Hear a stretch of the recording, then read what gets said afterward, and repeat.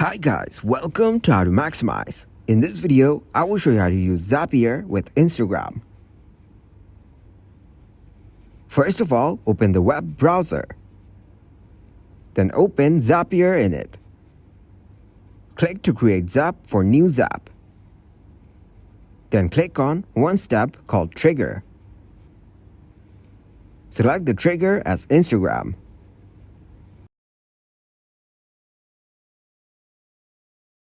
Choose the event as new media posted in my account.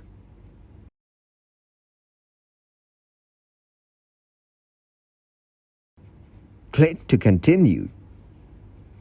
It opens the Instagram. Click to allow and continue.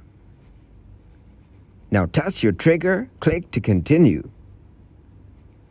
Then our actions will be Twitter. Choose its event as a tweet. Click to continue, then write a message.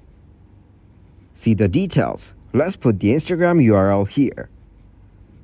Click to continue testing your action. Now the Zap is created and click to publish. As you can see, now you created a Zap successfully. Thanks for watching and please leave a like, subscribe and share.